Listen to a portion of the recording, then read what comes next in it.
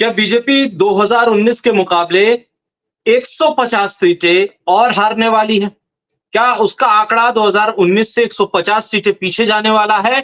क्या बीजेपी उन 150 सीटों को हारने से रोकने के लिए, उस हार को बचाने के लिए जिला अधिकारियों को फोन कर करके धमकी दे रही है? लग तो यही रहा है, क्योंकि जो कांग्रेस ने आरोप लगाए हैं वो बेहद गंभीर हैं और आरोप ये हैं कि गृह मंत्री अमित शाह ने देश के 150 जिला अधिकारियों को फोन करके उन्हें धमकाया है, उन्हें समझाया है और बताया है कि कैसे हारती हुई बीजेपी को बचाना है और जीतते हुए विपक्ष को हराना है। ये 150 का आंकड़ा बड़ी जिम्मेदारी के साथ जिम्मेदार विपक्ष, सबसे बड़े विपक्षी पार्टी कांग्रेस के नेता जयराम रमेश ने लगाया। न सिर्फ ट्विटर पर उन्होंने इंग्लिश बल्कि हिंदी में भी इसको विस्तार से सबके सामने रखा है। और ये पूरा घटनाक्रम तब हुआ जब ये इस देश का मीडिया एग्जिट पोल के नाम पर बीजेपी को बम्पर बढ़त दिला रहा था, ऐसी बढ़त दिला रहा था कि जो खुद बीजेपी के समझ से परे। अब एग्जिट पोल एग्जैक्ट होंगे या सिर्फ टीआरपी के लिए खेल चलेगा, वो तो 4 तारीख को साफ होगा। लेकिन 4 तारीख को क्या जमीनी हकीकत इन एग्जिट पोल से बिल्कुल उलट है? जो एग्जिट पोल बीजेपी को 300 पार दिखा रहे हैं, हकीकत में बीजेपी पिछले आंकड़े से 150 सीटें नीचे है। ये बात इसलिए हम कह रहे हैं क्योंकि अगर कांग्रेस के जो आरोप हैं वो सही हैं, तो फिर उन 150 सीटों को बचाने के लिए खुद गृह मंत्री को फोन क्यों करना पड़ रहा है? 150 जिला अधिकारी का मतलब यह है कि वो 150 सीटें हैं, 150 लोकसभा सीटों के वो ऑब्जर्वर हैं, वो मतगणना पर नजर रखने वाले हैं, वो मतगणना को शुरू से आखिर तक देखने वाले हैं, वो विजेता को सर्टिफिकेट देने वाले हैं। कुछ भी हो सकता है। पंचायत चुनाव आपने देखे उत्तर प्रदेश में, जीते हुए को हरा दिया गया और हारे हुए को जिता दिया गया।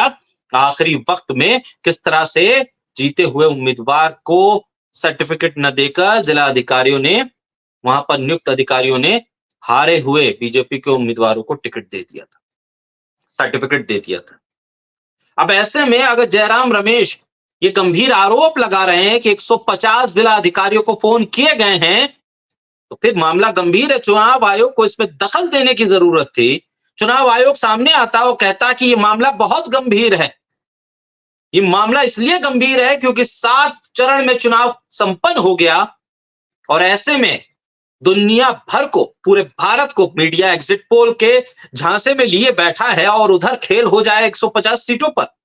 4 तारीख का इंतजार बीजेपी करना नहीं चाहती और फिर इस 4 तारीख से पहले अपने तमाम हारी हुई सीटों को जीत में तब्दील करने का गणित चला जा रहा है।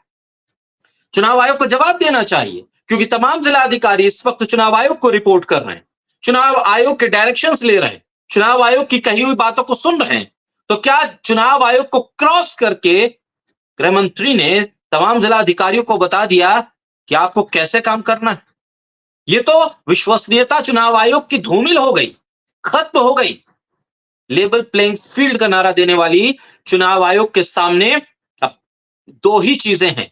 या तो वो साफ तौर पर स्पष्ट कर दे कि वो बीजेपी के लिए और बीजेपी उसके लिए, या फिर अगर निष्पक्षता का दावा करती है चुनाव आयोग तो इन 150 जिला अधिकारियों की सूची सामने रखे, इन 150 जिला अधिकारियों से बात करे कि आखिर फोन आया तो क्या कहा गया।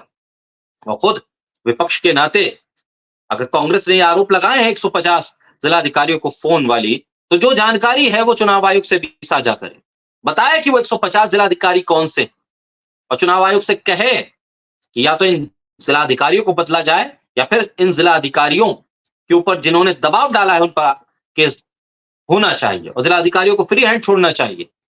हालांकि राहुल गांधी पहले भी कह चुके हैं कि संवैधानिक पदों पर बैठे लोग अगर संविधान के साथ खिलवाड़ करेंगे तो जान लीजिए 4 तारीख को जब इंडिया गठबंधन की सरकार बनेगी तो संविधान से खिलवाड़ करने वालों को सबसे पहले सजा दी जाएगी।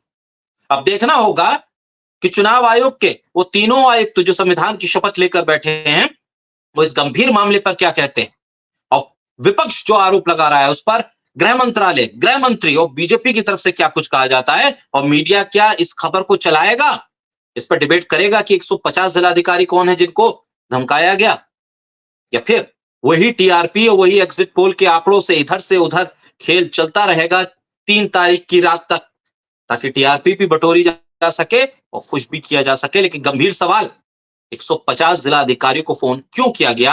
अगर कांग्रेस के आरोप सही है तो फिर इस मामले में चुनाव आयोग खामोश क्यों?